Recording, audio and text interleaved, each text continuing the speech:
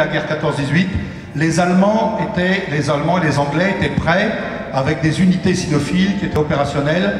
Or, l'armée française n'avait pas tellement anticipé et au début, ça a été, dès que la guerre s'est stabilisée dans les tranchées, des cynophiles, de membres de la centrale canine, Théodore Dresden, Paul Ménien de la revue L'Éleveur, qui sont allés solliciter le ministère de la Guerre pour leur dire quel intérêt on pouvait avoir à utiliser les chiens dans ce conflit. Alors, vous allez avoir effectivement différentes utilisations. Là, vous allez avoir ce qu'on appelle un labri, qui est un chien qui a disparu maintenant. Il y en a eu des dizaines de milliers qui ont été importés des Landes et qui ont servi essentiellement beaucoup, par exemple à Verdun, où il y a eu énormément de ces chiens qui ont été tués en faisant ce travail de chien de liaison. Pourquoi le chien de liaison? Parce que quand les sections, les compagnies, les bataillons partaient à l'assaut pour conquérir une tranchée, il fallait qu'ils puissent dire au commandement à l'arrière combien ils étaient et s'ils avaient besoin de soutien. Or, l'artillerie immédiatement bombardait à l'arrière pour couper les fils. À l'époque, il y avait des postes radio filaires. Et donc, seuls les chiens arrivaient vraiment, quand ils étaient sur place, à aller à l'arrière et pouvoir dire, voilà, il reste tant de soldats valides, tant de munitions, et permettre de suivre le reste des opérations. Donc, on a donc dressé les chiens. La centrale canine a mis en place le chenil des chiens de guerre. On les a réunis à Satory. On a fait venir les plus grands dresseurs français de l'époque. Nous avions à l'époque une dizaine de clubs de chiens de police à Rouen, à Courbevoie, à Lille et à Nancy.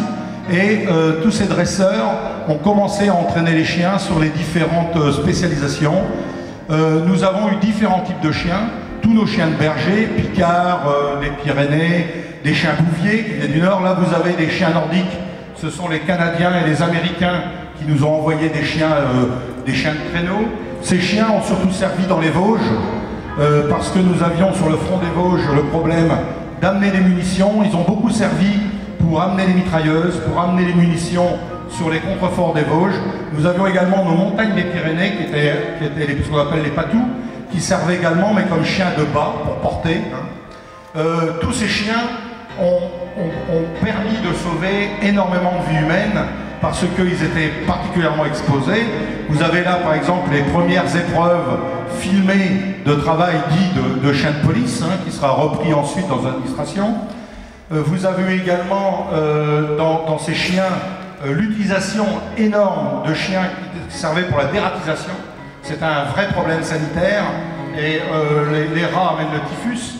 Et c'est en termes sanitaires. Donc nous avions des endroits où nous faisions la collecte de deux types de chiens que vous verrez par la suite, soit des chiens de type Jacques Russell, soit des chiens de type Petit Bulldog. Là vous avez par exemple des chiens, ce qu'on appelait des matins, qui servaient à la traction. Vous avez encore, c'est une race qui était très connue, qui était le matin belge. C'était des chiens qui étaient utilisés pour le bas, c'est-à-dire par exemple dans la neige, dans les terrains difficiles, pour porter des munitions par exemple. Tous ces chiens de terrier, tous ces petits bulldogs étaient partout dans les tranchées. Vous aviez également dans nos chiens de berger, ce que l'on appelait à l'époque le berger d'Alsace. Là vous avez des épreuves, par exemple, qui est l'épreuve au coup de feu, pour s'assurer. Alors il faut savoir que c'était assez simple, malheureusement. Le schéma il était très simple. C'est un peu comme la vie d'un chien à Paris. Si on le lâche, soit il résiste aux voitures, soit après il vit longtemps, soit il est mort tout de suite. Et bien là à l'époque, quand on commençait à l'employer, soit il était tué très rapidement, soit on a vu des cas, des témoignages, où il y avait dans ces petits bergers des Pyrénées des labris, quand il y avait des duels d'artillerie, il y avait des chiens qui allaient se coucher, se cacher dans les trous d'obus, qui attendaient que la salve d'artillerie soit arrivée pour repartir, faire leur travail. Il y a eu des témoignages effectivement assez impressionnants de l'intelligence animale, on va dire. Là, il s'agit de ces chenils, qui sont ces chenils de Satory, où nous avions cette remontée dans toutes les régions de France. Tous les cynophiles de la centrale canine participaient au recrutement. Ces chiens remontaient en wagon. Ils étaient donc entraînés, préparés. Il y avait également le service vétérinaire des armées qui était important pour l'entretien, les soins, les blessés. Vous voyez également les premiers essais de masques à gaz, parce qu'on a eu le problème quand sont arrivées les armes biologiques, les armes chimiques. Donc pour avoir la possibilité d'utiliser les chiens lors de l'emploi des gaz. Tout à l'heure, M. Narcy nous parlait des chiens mascottes, comme vous avez vu. Là, vous avez ces gros chiens. Là, on décrit plutôt ce qu'on appelle les chiens mascottes, qui étaient beaucoup dans les unités. Et dans ces chiens de ces différentes utilisations, on peut dire qu'à la fin de la guerre, nous avions vraiment, nous étions arrivés au niveau technique des Allemands.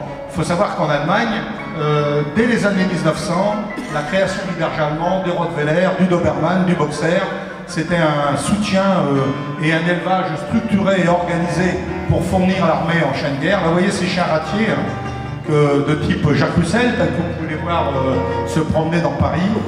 Hein. Encore un type de chien de berger de l'époque. Hein. Alors après, il y avait des corneaux de toutes sortes. Hein. Les chiens étaient utilisés soit pour leur force, soit pour leur vitesse, soit leur capacité à avoir un dressage rapide. Voilà. Donc c'était ce que je voulais vous rappeler. Donc l'importance de la centrale canine, le ministère de la Guerre qui a répondu présent à l'époque pour fournir les chiens de guerre qu'il fallait pour le soutien de l'armée française. Et puis ces premiers essais du dressage qui aboutissent à ce que vous voyez maintenant, à savoir, vous avez vu également les chiens de guide d'aveugle. C'est ce qui a créé, ce qui fait que M. Corteville, après la Seconde Guerre mondiale, c'est suite à ça qu'il a créé la première école de chiens de guide d'aveugle en France. Et tout ce mouvement qui nous amène à l'heure actuelle, dans ces années 2000, à la technique. Et il faut dire que maintenant, nos administrations dans l'ensemble, tous nos services, comme les chiens guides, les chiens pour handicapés, la France peut s'enorgueillir d'avoir un très haut niveau de technicité, reconnu au niveau mondial.